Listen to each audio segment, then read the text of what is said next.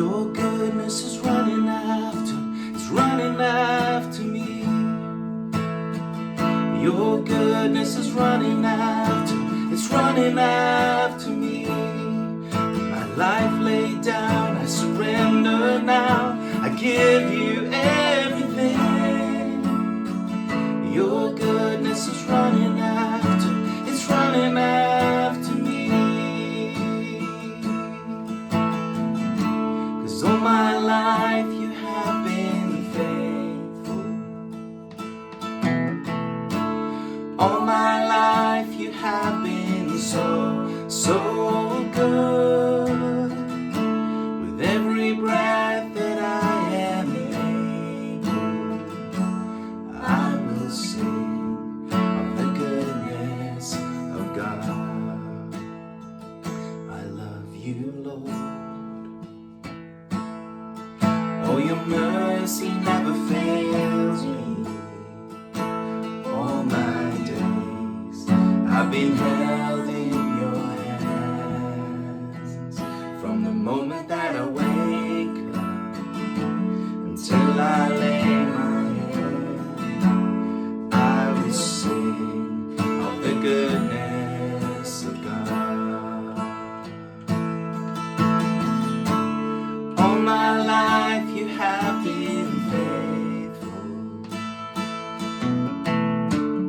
All my life you have been so, so good.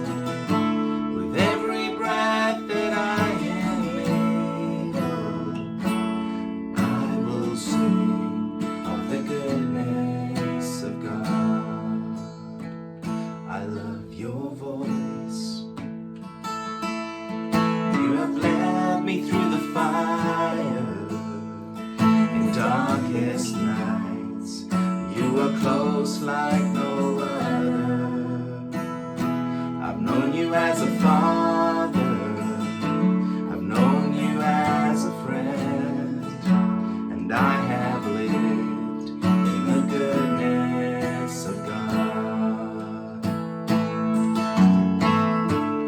All my life you have been faithful.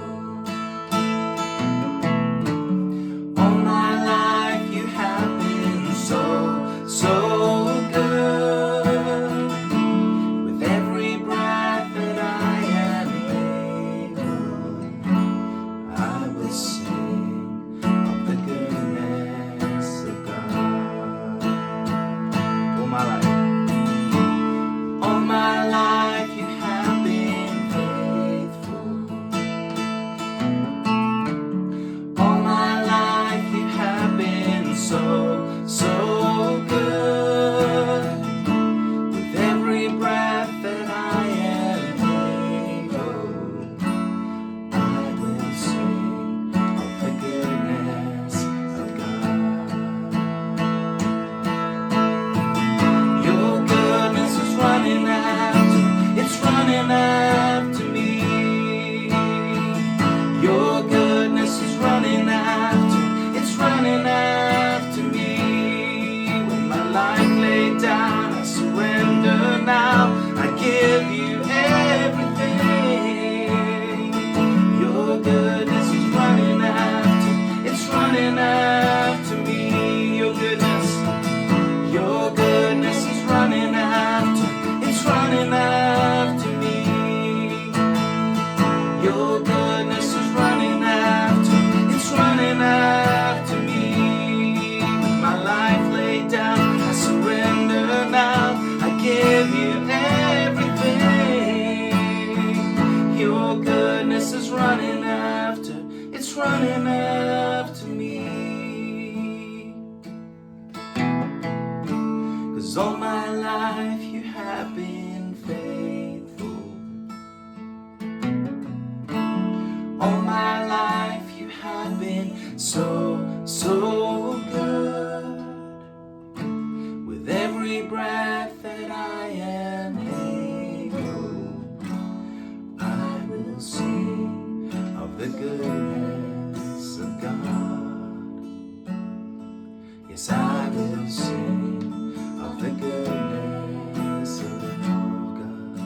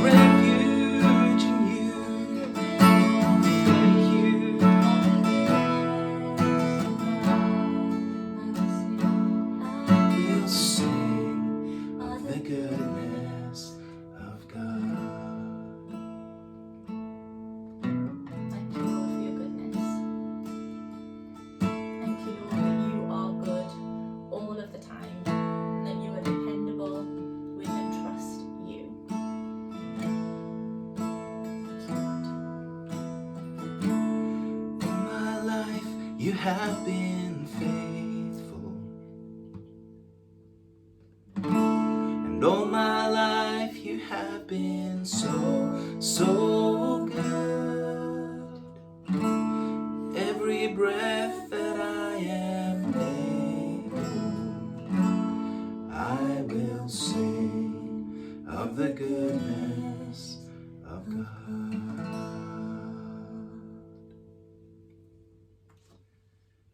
Yes, Lord. We thank you for your goodness. Yes, God.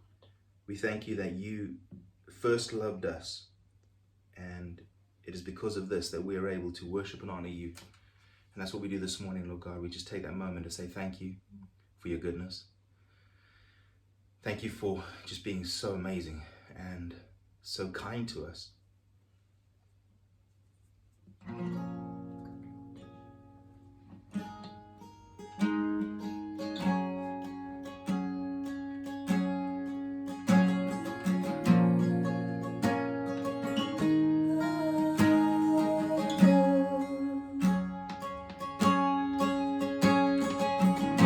Before I spoke a word, you were singing over me. You've been so good to me. Before I took a breath, you breathed your life in me. You've been so kind to me. Before I spoke a word, you were singing over me. You've been so good to me. Before I took a breath, you breathed your life in me. You've been so kind to me. And oh, the overwhelming, never-ending, reckless love of God. And oh, it chases me down, fights till I'm found, leaves the 99. And I couldn't earn it, and I don't deserve it. Still you give yourself away. Oh, the overwhelming, never-ending, reckless love of God.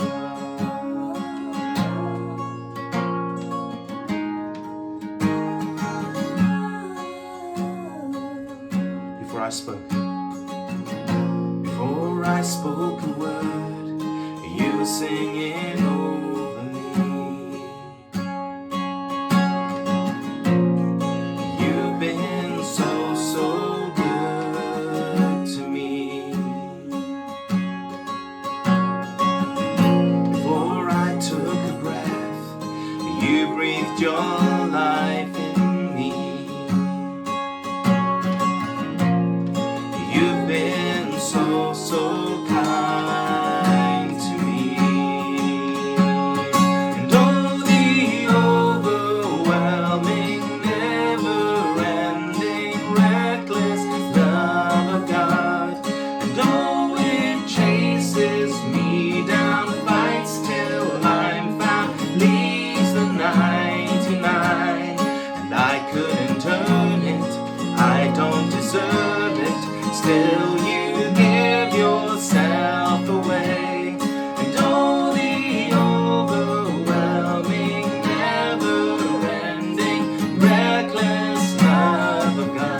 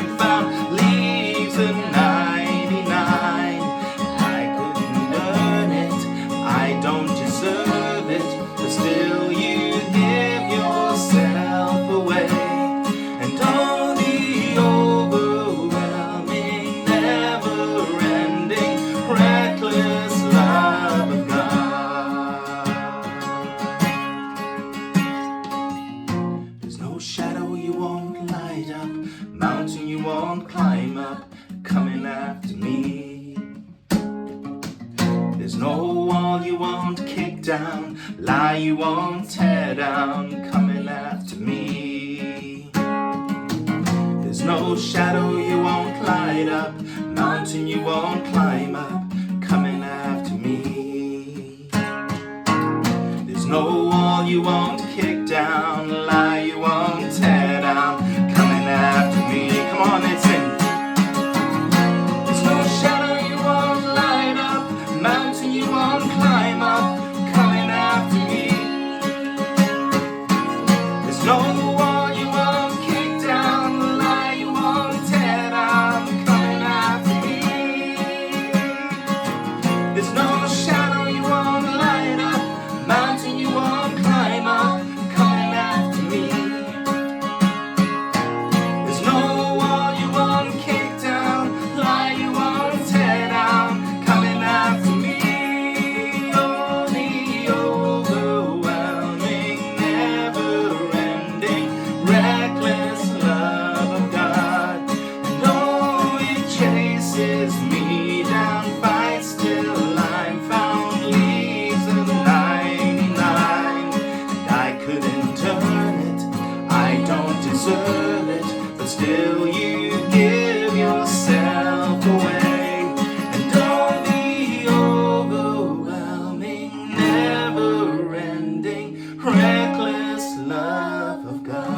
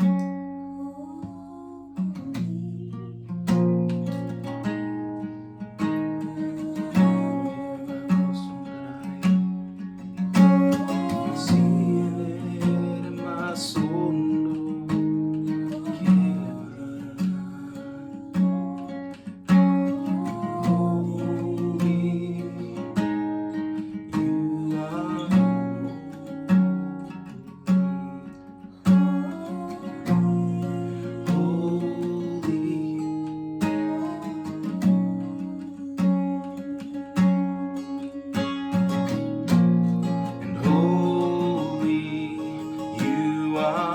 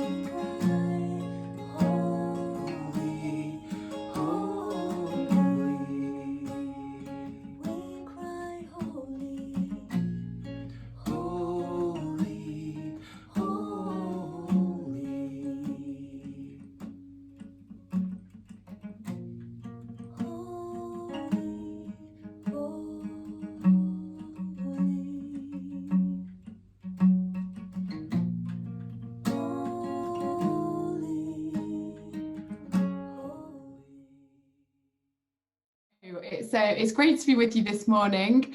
I'm just wondering what's happening at my house downstairs, as Holly's just said, get the craft out. So yeah, hopefully I won't come down to discover too much of a disaster after this. But yeah, we're going to be talking about hospitality a bit this morning. So I'm going to be talking for about 15 minutes and then we're going to go into our breakout rooms again like we did 2 weeks ago. So Anna and Tipper will explain to you what to do at that point, but there's going to be a bit of chance to discuss together. So I hope that what I share kind of gives you a little bit of food for thought to get started on thinking about this topic of hospitality. So I don't know if you've ever been to a meal at somebody else's house and everything's maybe just been a little bit different, or maybe you've travelled abroad or been welcomed by somebody from a different culture, and you've perhaps experienced some of the very different ways that people do hospitality around the world. As a left-hander, I've had a few interesting occasions where I've happily tucked into eating food, particularly when it's been food that you eat with your hands, and have got rather a few odd looks, as in quite a lot of other cultures, using your left hand is kind of reserved for slightly more unhygienic uses. And so tucking into my rice or something quite happily with my hand is considered a little bit impolite. But in the UK, when we talk about hospitality, we often have that word, it's become associated a lot with the hospitality industry, hasn't it? So over the last year particularly, we've heard a lot about the hospitality industry and the struggle that this time has been for them. And we associate that particularly with like hotels and restaurants and bars, where a customer comes in and is served by somebody. Often that's in quite a lavish setting, or there might also be entertainment included. If you're in our family, the entertainment usually involves Sky Sports at the pub, although it's questionable whether watching Spurs has been entertaining this season. But hospitality is very much associated with entertainment, isn't it?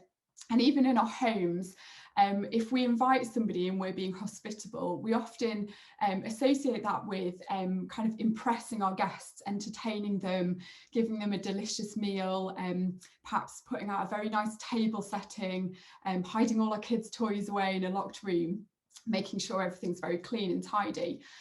But the Bible makes it really clear that we should be hospitable, but perhaps talks about that in a slightly different kind of way.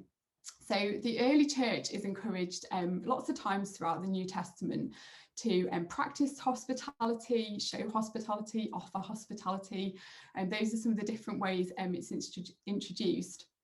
And if we look across the whole of the Bible, we see loads of instances of hospitality that we can kind of learn from in terms of the way that God calls us to do it. So if you've got a Bible, you might just want to turn to Matthew 25 with me, where Jesus talks a bit about the kind of hospitality that he's expecting people who follow him to show to others. So just from verse 35, it says, "For I was hungry and you gave me something to eat. I was thirsty and you gave me something to drink. I was a stranger and you invited me in. I needed clothes and you clothed me. I was ill and you looked after me. I was in prison and you came to visit me."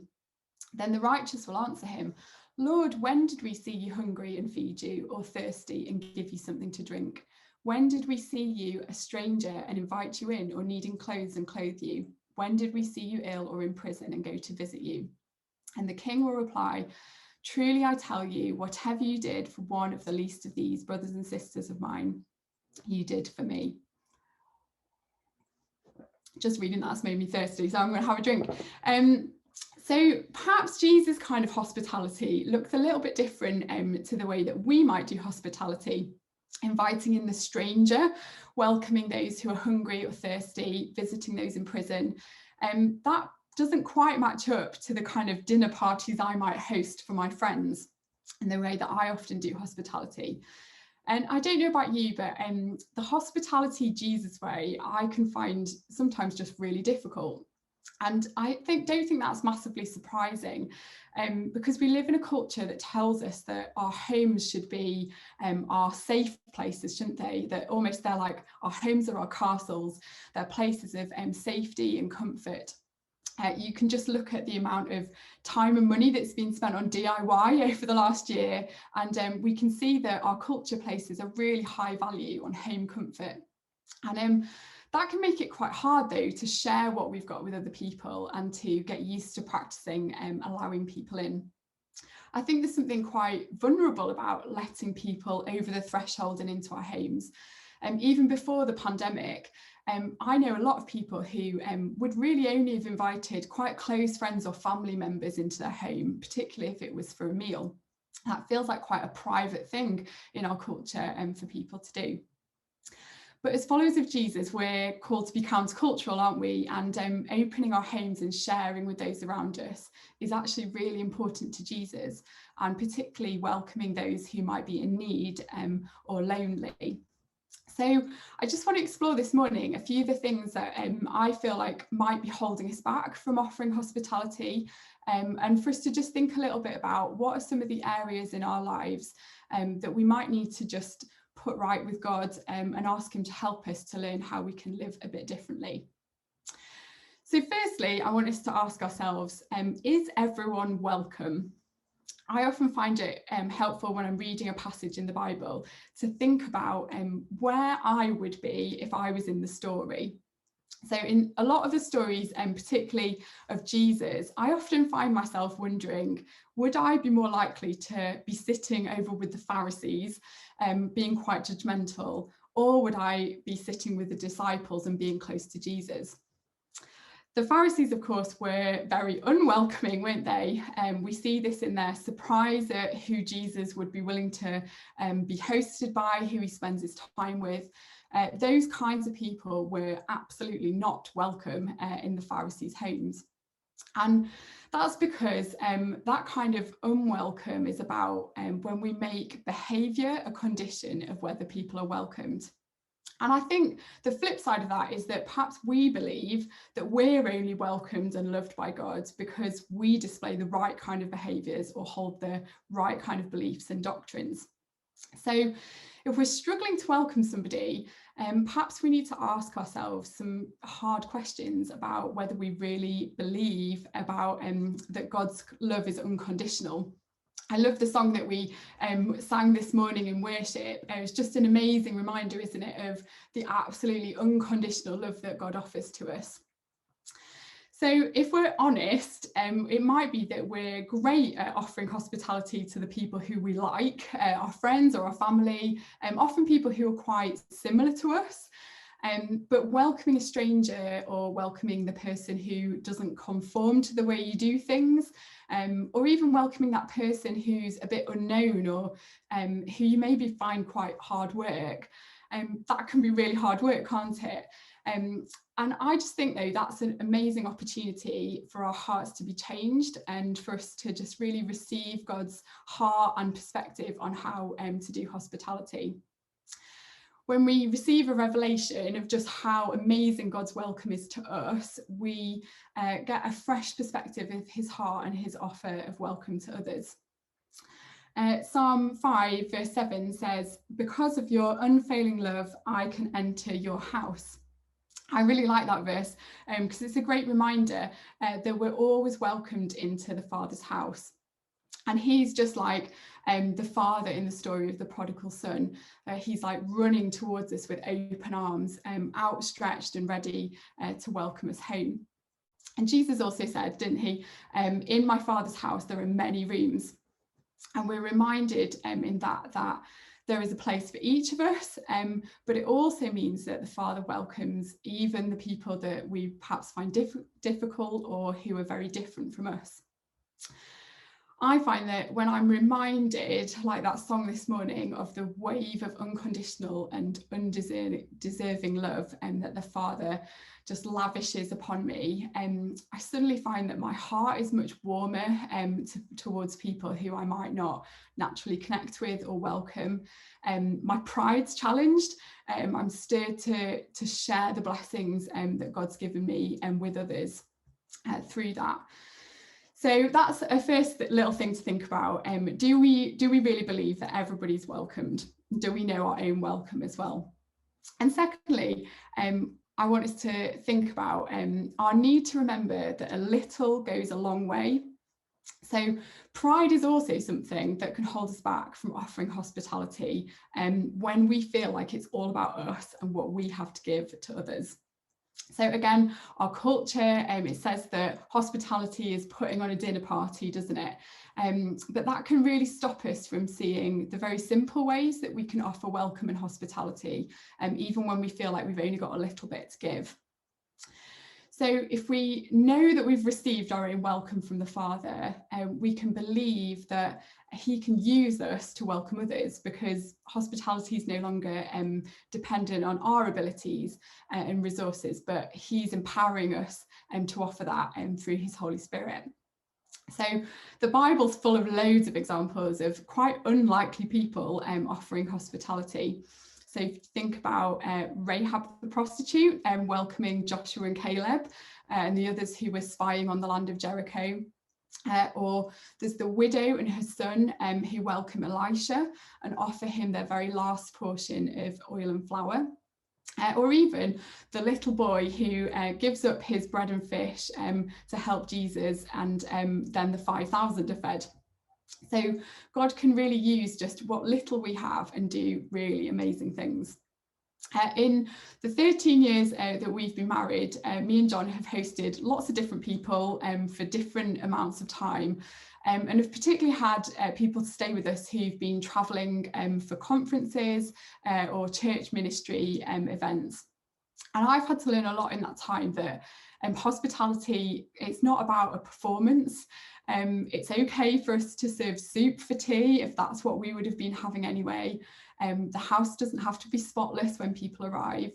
But I've also had to learn that sometimes I've just been feeling like physically and emotionally drained, and I can still give what little I've got, and God can do something with that to welcome other people. There was one time when I was pregnant and I was having really bad morning sickness, and was also in a really busy time at work where I was running events in the evening and just really stretched. And we had somebody staying with us for a 3-week period, so it was quite a long time to be hosting somebody. And in that time, it was really hard work at points. I was thinking, the last thing I want is there to be somebody in my house. I just want to crawl into bed when I get in from work. And I had to just really lean into God's strength to help me to have that physical and emotional energy to be welcoming to this person. But also I had to know that it was okay, that sometimes I did need to go and lie down and I could leave him to it, or him and John could chat, and I didn't need to be there and providing perfect hospitality and entertainment.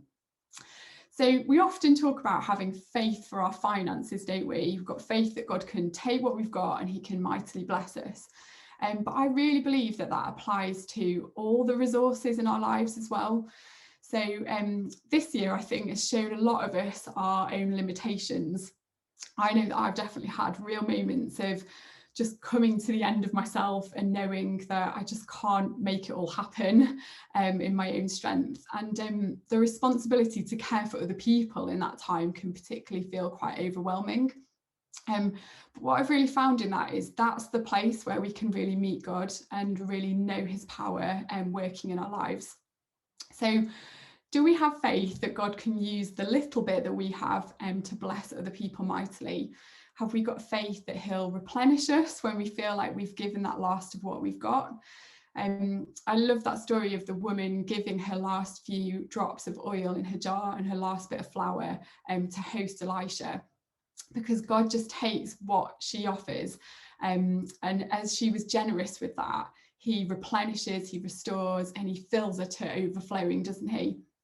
So where do you feel like maybe you don't have much to offer by way of hospitality, and what might God be saying to you about how he can make what you've got go a really long way? And thirdly, I just think it's important that we should remember that receiving Jesus brings transformation. So the reality is that when we offer hospitality, we're often the ones who actually receive something in return. So In our culture, offering hospitality is often about what we're giving to somebody else. We can be in danger of acting a bit like a benefactor, and perhaps feeling a bit of pride about being the host who can serve something up to bless somebody else. But often, when we offer hospitality, we receive the blessing. And I love the story of Zacchaeus, where he's the host, but actually he hosts Jesus and his life is completely transformed because of it. So Zacchaeus was a tax collector, wasn't he? And so he was probably quite wealthy, but perhaps what he felt like he lacked was the confidence to receive Jesus into his midst. That feeling of being unworthy, being known as a kind of a traitor to his community and a thief. And I don't know, can you like imagine the shame that Zacchaeus must have felt as Jesus makes his way towards his home and the crowd are like whispering and maybe jeering about how he's just not worthy to receive such a guest as Jesus. But this is Jesus' like amazing, transformative, upside down kingdom, isn't it? Because in welcoming Jesus, the lack that Zacchaeus has is transformed into something for the kingdom. He experiences Jesus' redemption, he's convicted and he's repentant. He looks to change his way of life and he's entirely transformed because of this encounter. So in the passage that we read from Matthew, Jesus says that those who've welcomed him into their midst will be those who've offered anyone a drink or food, shelter or clothes in his name. So how about we think of every time that we offer hospitality to somebody being like receiving Jesus into our homes? And receiving Jesus always brings transformation, doesn't it? So it might be that in receiving somebody else, you just get the blessing of returned hospitality, or it might be that it develops into a new friendship that really blesses you. We've definitely experienced that with lots of people, have friends all around the world, some who we only hosted like years ago now, and we're still friends with them. We're still in touch, even though we live miles away, because that one act of hospitality has forged a friendship that's gone on for years. And it might be that the blessing you receive is like a word of encouragement or some shared wisdom that the person who you host blesses you with. But I also really believe that even if that encounter isn't the most amazing thing ever, it's not your new best friend who you've hosted, but our hearts can still be changed and we can still be blessed by the opportunity to really see God's kingdom come as we're obedient to him, as we offer his love and welcome to other people. So those are just a few little things for us to think about that I think kind of touch a bit more on our hearts and maybe what God's doing in us, challenging us to think about how we overcome some of the barriers we might have to being hospitable. I just wanted to talk about a couple of things more practical before we go into our breakout rooms, where I'm sure you'll share lots more ideas with one another. So we might know the things that we need to overcome in our hearts and minds, but sometimes it's hard to work out just practically how to do hospitality, isn't it? So first of all, I just really encourage you to think about making space. Claire talked to us a couple of weeks ago about friendship, and if you didn't hear her talk, I'd really encourage you to listen back to it on the website, because she just had tons and tons of brilliant ideas about how we can seek out meeting new people, how we can learn how to form really good friendships with others, both inside and outside of the church. And one of the things she talked about was the importance to actually make space in our lives to be able to meet new people and to welcome them. And we can't expect, can we, to connect with new people if we've filled all of our time with other friendships and activities that are within our comfort zone. So maybe you could try making a regular space in your week where you can invite people over. You could start by just that being like a coffee in the garden, or even meeting somebody for a walk and offering to bring a flask of tea and some cake or something. It doesn't have to be a huge thing, but I think just carving out that intentional time to say, this is where I want to be hospitable to others, is a really good starting point. And kids, I'm sure you're really excited about being able to see some of your friends from school now that you're allowed to again outside of school. So perhaps you guys could think about, who could you invite around for a play date, or who as a family could you welcome around to come and have tea after school? It could be that we just choose a very particular evening each week that we set aside as households where we're trying to be welcoming to others. As a missional community, we actually intentionally leave 1 week of our month where we don't have an evening meeting because we want to encourage everybody in our community to have the space to be able to put some of this kind of stuff into practice. When we first got married, we set aside Wednesday nights to be our open house pizza night. This was back when pizza wasn't trendy, so we were ahead of the curve. And every week, friends we knew, they knew that they were welcome and they could just drop round any time after 6 when we were back from work, and that there'd be some pizza and there'd be chat. They also knew it wasn't a church group or meeting, so they were really welcome to bring any non-Christian friends to that.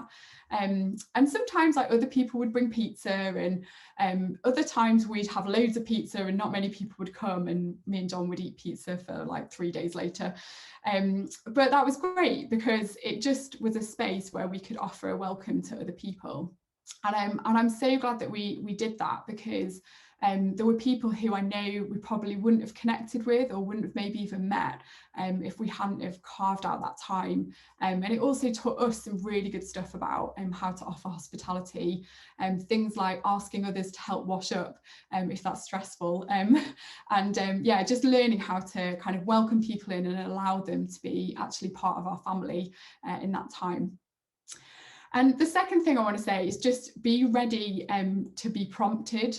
So what I've just talked about is quite intentional. It's about creating space and being quite structured with when you're going to make that time for hospitality. But we also want to learn to live life in step with the Holy Spirit, don't we? And just be ready and open to where God might be leading us to offer hospitality to somebody. So, just be asking God, like, what are the prayers we're praying, allowing God to soften our hearts towards others, and just be ready to show that hospitality. And practically, how ready are you to offer hospitality? So this might be a bit easier in a bigger household like ours, but I'm quite conscious that we can always stretch our food at dinner time to have an extra 1 or 2 people, so that if we just suddenly feel like we want to be able to invite somebody, we can do that. If there's too much food, then we can always have it for leftovers the next day or put it in the freezer. But it's just a way for us to be really conscious about making space and being ready to be spontaneous. So we're going to go into some breakout rooms. I'll hand back to Chipper and Anna in a minute. But the questions I'd just love you to be talking about with each other are, what holds you back from practicing hospitality? And how could you make space to offer hospitality in the next few months? And this is essentially the 2 discipleship questions that we're always asking one another within our church, which is, what's God saying to me? So what have you heard this morning that maybe has challenged you a little bit, or maybe made you reflect on something that you found really difficult about hospitality? Or it might have even provoked you to remember a time when someone offered really great hospitality to you and you'd like to be able to do that. And then, how am I going to live differently because of it? So we don't just want to be challenged and inspired and feel like God speaks to us, but we also really want to go and live differently, don't we? And see that transformation in action. And I'd also really encourage you, if you've got children in your breakout rooms, do ask them what they think, because all the best ideas in our house come from our kids. So I'm sure they'll have some really good things to say. So we're just going to wrap up for like 2 minutes, so stay with us. Kids, I'd love you to wave your papers with your meals on them again. I'm starting to feel hungry for my lunch, just thinking about it. So do give us a wave, and I hope you've had a really good time having a think about what kind of meals you could maybe cook for others if you can host them. Maybe if your parents are feeling brave, they'll let you have a go at doing a bit of cooking this week and helping out. So I know I'm now going to get inundated with requests for baking, and we'll try and make that happen for my 3. So I just want to wrap up really. I hope that's been a really good time of talking a bit about those kind of different things that we maybe need to examine in our hearts about hospitality, and some practical things that we can do to live differently. And I suppose I want to finish by just saying quickly, maybe I should have started with this, but why do we do hospitality? Because, you know, there's a lot of stuff in the Bible, isn't there, that tells us things that we're supposed to be doing. And I think when we lose a vision for why we're doing stuff, it can really easily become hard work, and start to feel like just another job that we need to get done. And I don't think that's God's heart for us with hospitality at all. It's his heart that we feel that welcome from him and we offer welcome in return to others. And I think one of the things about hospitality, as well as it being important for meeting the needs of some of the people on the edges of our society, the other thing about it is I think there's something in it of a foretaste of heaven when we offer hospitality to one another. There's this quote from N.T. Wright, which I really like, that I came across this week, where he says that the rules of the New Testament aren't to just be understood as arbitrary laws, but as signposts to a way of life in which heaven and earth overlap, in which God's future breaks into the present, in which we discover what genuine humanness looks like and feels like in practice. And I love that. That's kind of our strapline as a church, isn't it? Heaven invading earth. We're all about experiencing God's power and breaking into our reality. And the amazing and exciting thing is that doing simple stuff like offering hospitality to others is a way that our lives can be transformed and we can see God's kingdom transforming people around us. So I just want to really encourage you, as of tomorrow, you're allowed to have 6 people inside, you're allowed 30 people outside together. Changes are coming, you know, we're hopeful for the future, aren't we? And we've also got a summer of leaning into meeting in person. And whilst we're not able to gather in a big building all together, we've got a really exciting opportunity to actually meet with each other in smaller groups, do stuff in our communities, actually maybe do stuff that's more accessible to people who are outside the walls of our church to engage with us. So I'm excited, and I hope you've got some ideas from this morning and you're roaring to go with some hospitality over the next few months. Great, thanks guys.